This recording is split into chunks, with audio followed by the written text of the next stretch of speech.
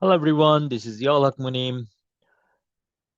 In this video, we are going to look into an example of economies of scale in the shipping context. So we hear about this concept of economies of scale everywhere. In manufacturing, for instance, we say that, if you produce in larger volume, per unit cost of production goes down.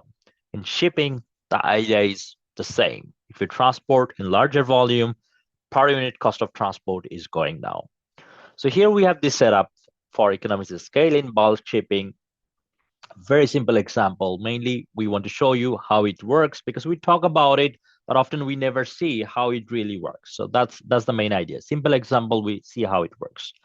So days at sea, 270 days per year, because vessels often, are not operating some of the days of the year, which can vary for different shipping segments depending on different context. But let's say we assume 270 days per year. This vessel is operating. Average operating speed is 40 knots. Bunker price is 300.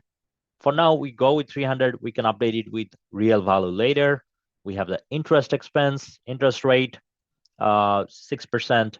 We are using depreciation expense of 5%. So depreciation expense is not a real expense, but when you buy something, big assets, and which reduces value over time. So ship has 20 years of lifetime. It reduces its value over time, right?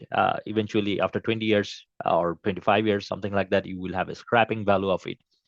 So normally the idea of depreciation, the way it works is that initial investment minus the expected scrapping price divided by the lifetime, and then you get an expense per year.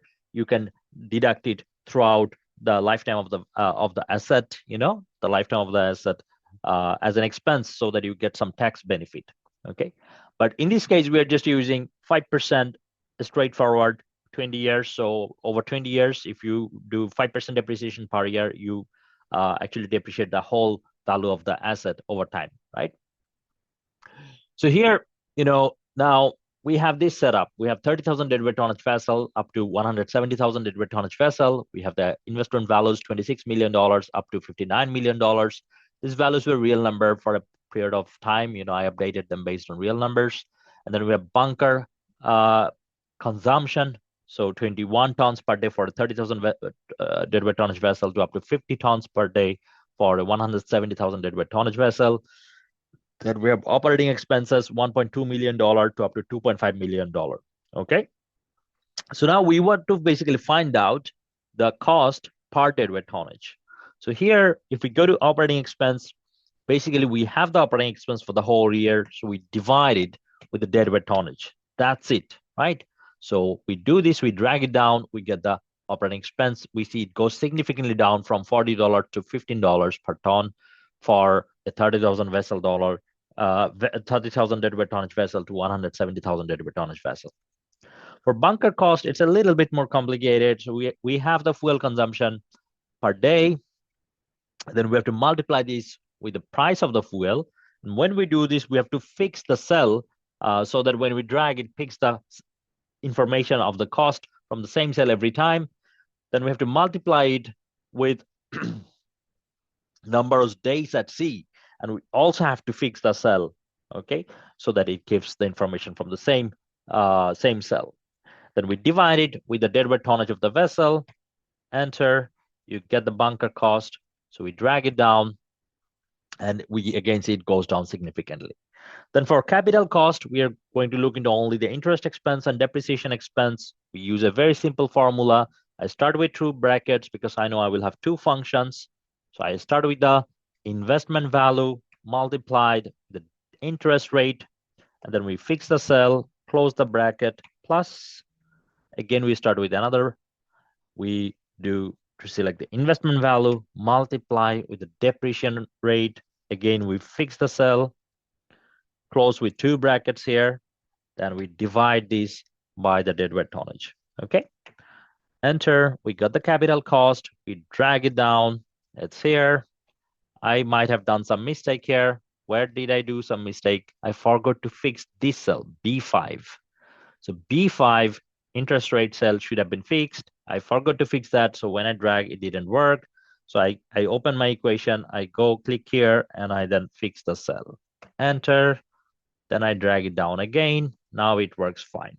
So you see how the fixing of the cell works. For example, if I open click here, double click, you see the information about the investment and deadweight tonnage is taken from here, from the dragging down, but the interest and depreciation rates are coming from here all the time. Then if I take the sum of it here, so I'm using a Norwegian keyboard, I took the summer. If you sum it up, in English keyboard, it's just the sum, and then you drag it down. You have the total expense in terms of these three types of expenses. It went significantly down, right? If we want to calculate a percentage, we can just say, okay, 100 minus then this divided by this. So you get the percentage reduction. I did something wrong.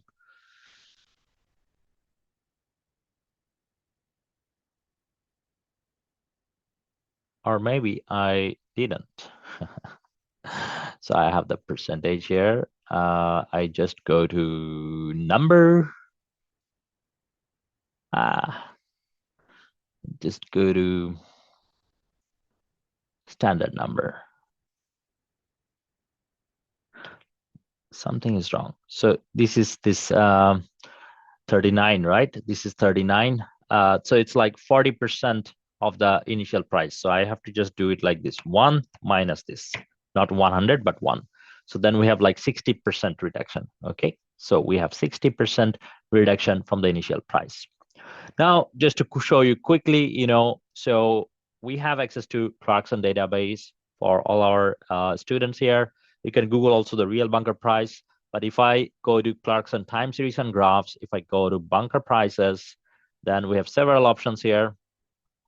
If I go to Hamburg, for instance, I can get the real price, 440.50. So I can actually update my 440.5, right? Something like that. You have to make sure whether you are using comma or dot, because in English keyboards, it's dot. In Norwegian keyboards, it's comma, right? So you get everything updated. So this is a template that can be updated for any real information. You're working in a company, you have the real numbers, you put it there, you will get the real analysis. Okay. Good luck. I hope you find it useful. This kind of analysis can be used for consulting or demonstration purposes when you are making investments in your companies. Bye. Cheers.